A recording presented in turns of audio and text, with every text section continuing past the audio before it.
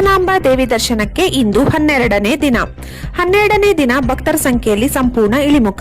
ಧರ್ಮದರ್ಶನ 1000 ರು, 300 ರು, ವಿಶೇಷ ದರ್ಶನದ ಸಾಲುಗಳು ಸಂಪೂರ್ಣ ಖಾಲಿ. ಭಕ್ತರಿಲ್ಲದೆ ಬಣಗುಡುತ್ತಿವೆ ಎಲ್ಲಾ ಸರತಿ ಸಾಲುಗಳು. ನಿನ್ನೆ ಮಧ್ಯರಾತ್ರಿಯವರೆಗೂ ಜನರಿಂದ ತುಂಬಿ ತುಳುಕುತ್ತಿದ್ದ ಎಲ್ಲಾ ಸರತಿ ಸಾಲುಗಳು. ನಾಳೆ ಒಂದು ದಿನ ಮಾತ್ರ ಹಾಸನಾಂಬ ದೇವಿ ಸಾರ್ವಜನಿಕ ದರ್ಶನಕ್ಕೆ ಅವಕಾಶ.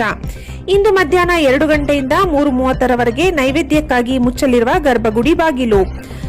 ಮಧ್ಯಾಹ್ನ 3:30ರಿಂದ ರಾತ್ರಿ 9 ಗಂಟೆಯವರೆಗೆ ಸಾರ್ವಜನಿಕ ದರ್ಶನಕ್ಕೆ ಅವಕಾಶ. ರಾತ್ರಿ 9 ಗಂಟೆಯಿಂದ ದೀಪಾವಳಿ ಹಬ್ಬದ ಪೂಜೆಗಾಗಿ ಸಾರ್ವಜನಿಕ ದರ್ಶನ ಬಂದ್. ನಿನ್ನೆಯೇ ಪ್ರೋಟೋಕಾಲ್ ಕೂಡ ಅಂತ್ಯ. ಇಂದಿನಿಂದ ಎಲ್ಲಾ ಶಿಷ್ಟಾಚಾರ ವ್ಯವಸ್ಥೆ.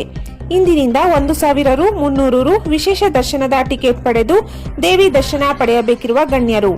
ಬೆಳಗ್ಗೆಯಿಂದ ಅತಿ ಶೀಘ್ರ ದರ್ಶನ ಪಡೆಯುತ್ತಿರುವ ಬೆರಳೆಣಿಕೆಯಷ್ಟು ಭಕ್ತರು.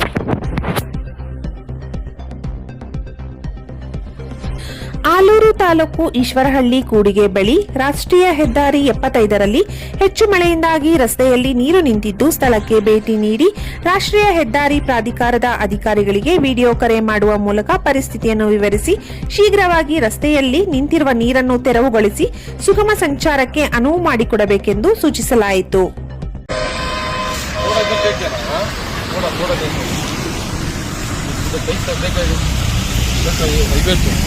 ऐसा ये क्या लोकेशन ईश्वरली है, ये गाड़ी के अपडेट हो जाता है. देखो इधर इतना पानी गिरके क्या व्हीकल जाने के लिए नहीं हो रहा है, इतना प्रॉब्लम है.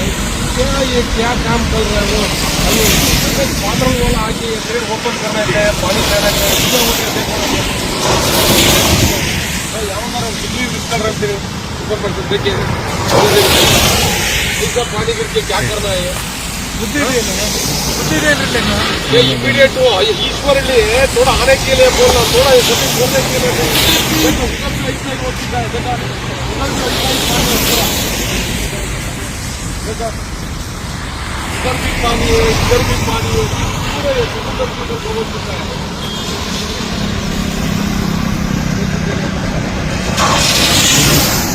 इधर भी पूरा ऐसा ही है.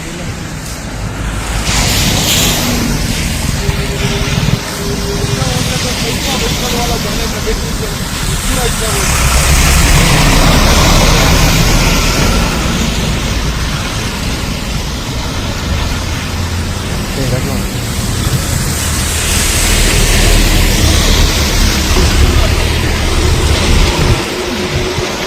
इमीडिएट तो तुम्हारा आदमी को भेजने के लिए बोल के ओपन करने के लिए बोल रहे हैं.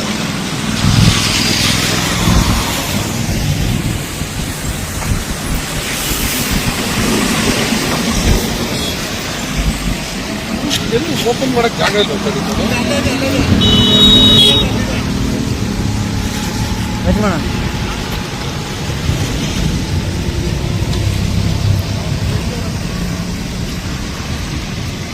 इधर थोड़ा ओपन करना चाहिए. उधर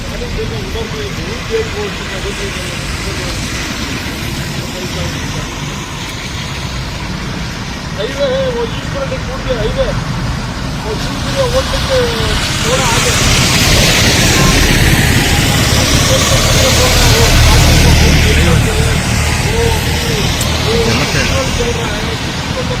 मॉर्निंग एक्टिव बोलते एक डेथ हुआ है, 4 दिन में 3 डेथ हुआ है.